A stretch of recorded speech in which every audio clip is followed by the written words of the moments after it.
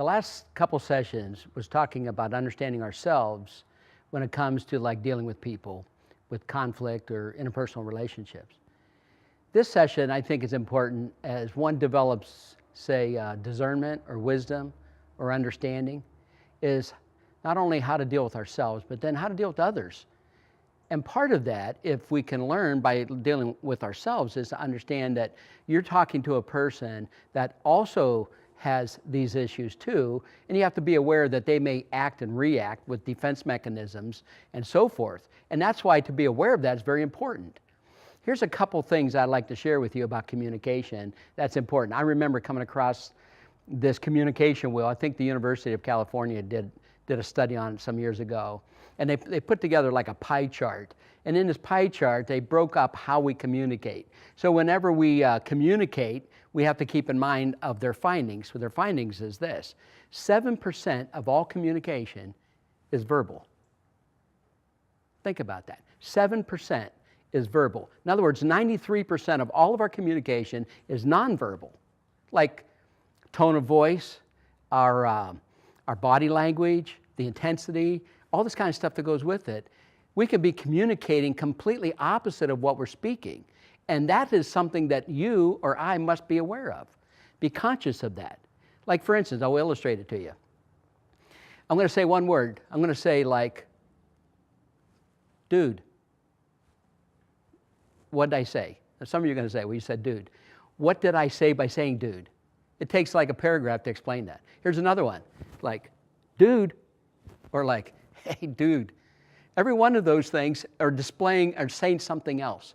I'm saying dude, but I'm saying something beyond that. That's an illustration of how we communicate. And you think about that when you're talking with your spouse, or when you're talking with your children, or when you're dealing with a workmate or somebody you're having conflict with. How are you communicating? And to give attention to that will help you to be more effective. You'll become more wise, more discerning. You become a better communicator. I want to give you a communication tool, something that if we can learn to practice this, it can be very helpful. I used to do construction work, and if I was a construction guy and have a hammer, and I want to give you a tool, I may say, here's a hammer, this will help you on your job. As a communicator, as a counselor, I want to give you a communication tool. So let's just pretend like this is a tool. I'm going to give you this tool. The tool that I'm giving you, if you use it, will help you in communication, make things a little better. It's interesting how fast communication can go south on us. Is like, for instance, there's like 6 things that can happen in a communication that we don't even think about. Like for instance, when what you mean to say and what you actually say can be 2 very different things. Think about how easy that is for that to happen. Is what I mean to say and what I actually say. And you get into an argument over that. I said, and the other person said, no, you didn't say that. And before you know it, we're off arguing, and we're not even talking about the issue. Keep that in mind. Secondly, is what the other person hears and what the other person thinks they hear. Because of our defense mechanisms, because of issues that we haven't dealt with, we think they're saying something, we start interpreting their mind and stuff. It get very confusing very fast. And then it's what the other person says about what you said, and it's what you think the other person said about what you said. It can get very complicated, as you can see, and it could be all well-intentioned. That's the interesting thing about it. I see it with marriage counseling, with people in my office. They're well-intentioned. I can see it because I'm not emotionally involved. That's not what they meant. Oh, how did you interpret that? It's important to give attention to that. So here's the tool that I want you to use, or at least consider using. When you talk with another person, as simple as it might sound, but think about it, listen to what's being said. Just listen to it. Don't react. Our tendency is to formulate a response before they're even done talking. Listen to what's being said, and then clarify it. So, is this what you said? And you clarify it back. Sometimes it's like, no, that's not what I'm saying at all. Oh. And then they say it again. You listen, you clarify. Then you repeat back what they said. They said, that's exactly what I said. Okay, now they feel like they've been heard.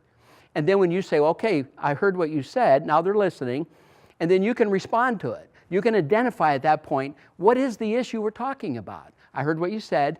What's the issue? Is this the issue then? And then identify the issue Once you identify the issue, then speak for yourself.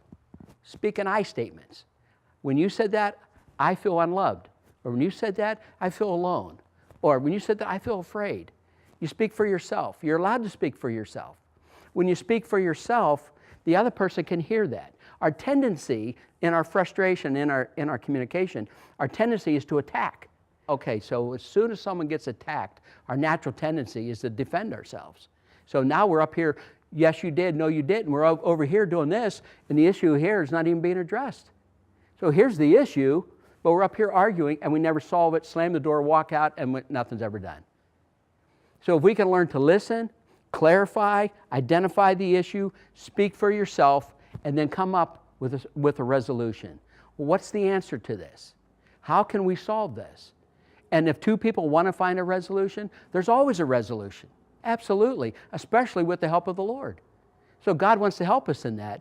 And good people, wise people, people that have an interest in communicating, understands these things. Give attention to that. It's a good thing to practice.